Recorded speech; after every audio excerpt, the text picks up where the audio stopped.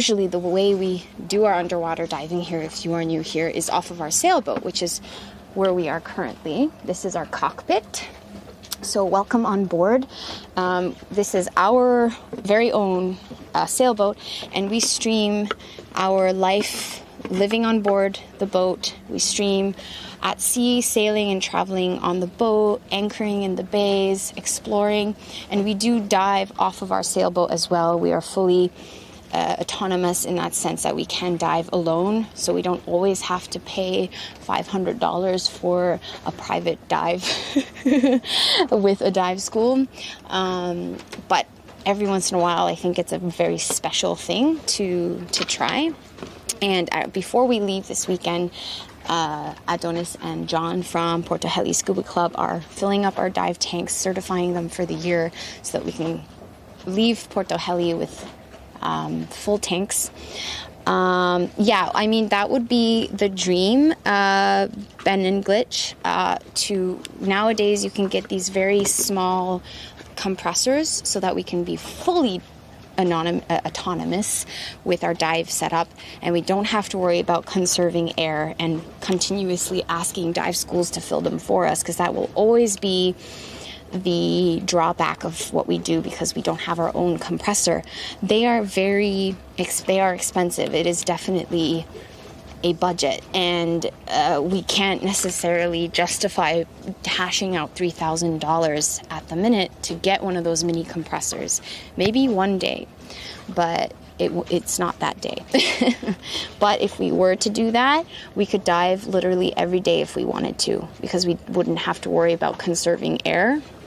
But for now, you know, we're also still kind of figuring out how popular these dive streams are, because it won't be worth it to buy a compressor if it's not the kind of content you support, right? So yeah, if you are only coming in, I did rename the title, so hopefully there will be no any more confusion. But we did just come back from a dive.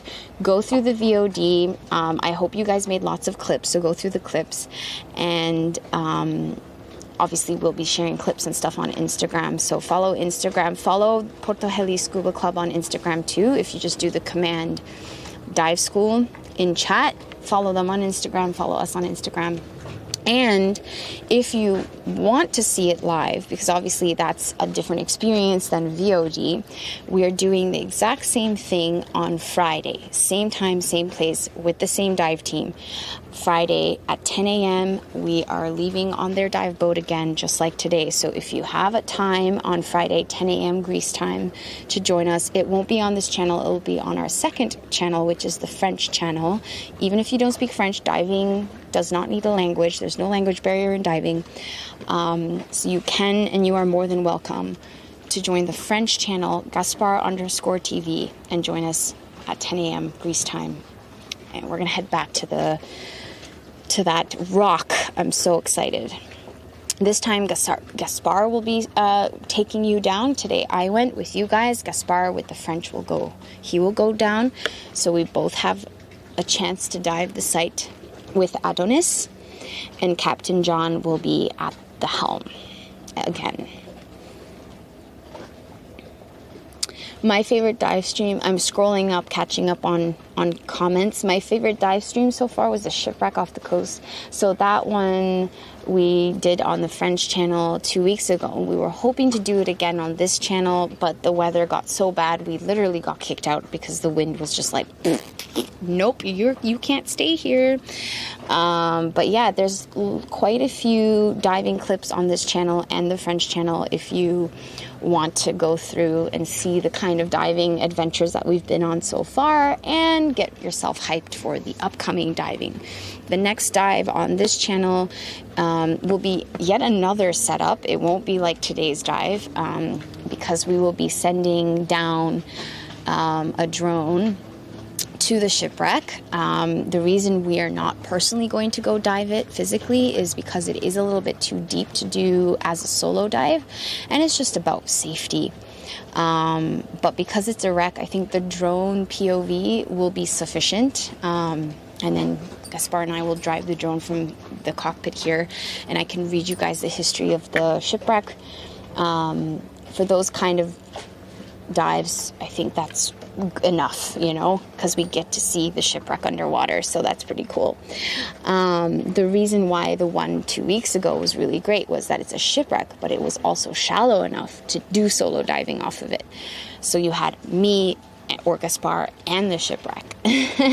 But that's so rare, you know. Usually shipwrecks are quite deep. But Greece has lots of underwater stuff to explore. So I'm very, very stoked. And as I was saying, especially this season, we've gotten really good with fine-tuning the diving setup. And we have our own dive stuff. So I think this is the first season we'll be able to really, really do some amazing underwater content. Thank you, Nico. Stunty Man, thank you so much for the 15 months resub. So yeah, if you are curious about diving, maybe you've never been diving before, or if you are a diver or have been diving like Papa Nut, I hope that this fills your curiosity or your passion for the underwater world a little bit. Yeah, so I'm very excited. So the one thing about diving, especially if you haven't been diving for a very long time, is that after a dive, you get very tired and extremely hungry.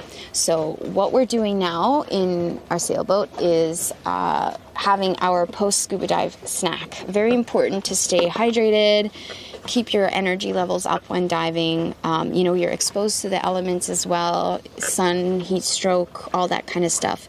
Very, very important to take care of yourself. So after a dive, the best part about after the dive, well, firstly, after the dive, you're on a high.